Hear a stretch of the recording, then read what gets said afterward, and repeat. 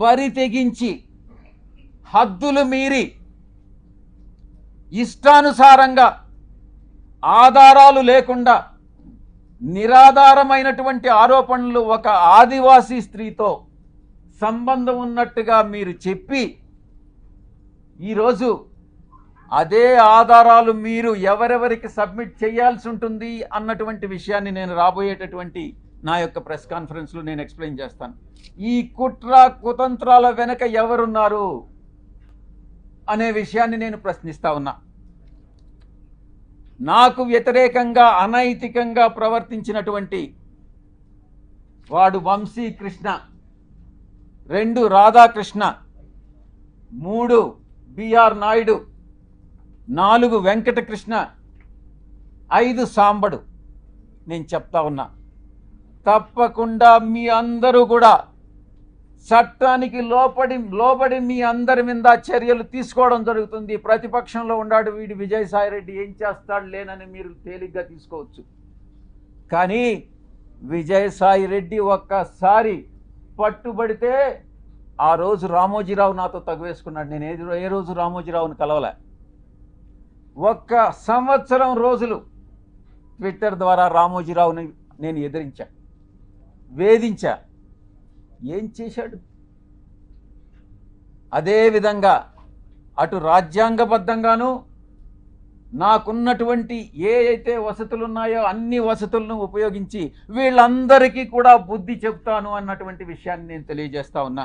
ఈయనంట ట్విట్టర్లో రామోజీరావు గారిని, the late Ramoji Rao, the great man, ఈయన టార్చర్ చేశాడంట. ఒరే లఫుట్గా నీ ట్విట్టర్ ఎవడు చూస్తాడు రే? నువ్వు హిందీలో కూడా కొట్టేవరే ట్వీట్లో, నీకు హిందీ వస్తురే రాయడవా? 10,000 ఇచ్చి ఎవడో ఒకటి చేత రాయించేదవా నువ్వు? నీకు ట్విట్టర్ రాసేది కూడా రాదు, నీకు వచ్చు అసలు ఇంగ్లీష్ వచ్చు నీకా? చార్టర్డ్ అకౌంటెంట్, చెన్నైలో చార్టర్డ్ అకౌంటెంట్ ఇడు. అక్కడ పోయి వీడు చదువుకునే రోజుల్లో వీడి చరిత్ర అడగండి, వాళ్ళు చెప్తారు.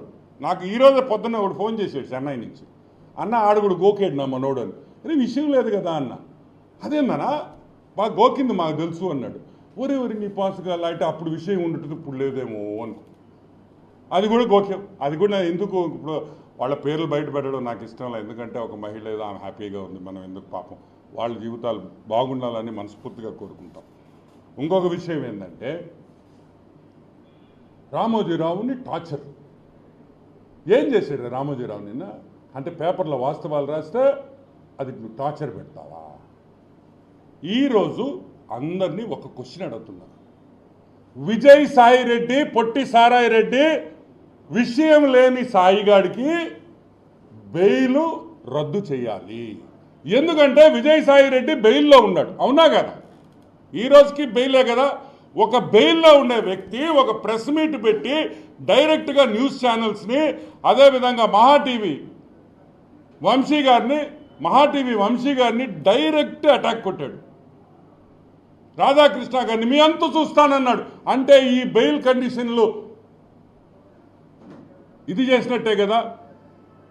బెయిల్ కండిషన్స్ వ్యతిరేకంగా మాట్లాడిన విజయసాయి రెడ్డి వెంటనే బెయిల్ తొలగించాలి, బెయిల్ క్యాన్సిల్ చేయాలి, బొక్కలో దొయ్యాలి. ఎందుకంటే బయట ఉంటే జనాల్ని భయపెడుతున్నాడు. భయపెట్టేది ఎవరిని? 4th pillar. ఇంకో భలే జోక్ వేసాడు, అయ్యో భలే గుర్తొచ్చింది. ఏదో చెప్పాడు, ఆ మదన్న ఏదో ఎవరో పేరు చెప్పాడు, నువ్వు నేను కలిస్తే గేయా అని. ఒరే తిక్కముండా కొడక, గే అయితే పిల్లలు పుట్టారా రే? పిల్లలు పుట్టారా గే అయితే? ఎట్ట పుట్టారా పిల్లల?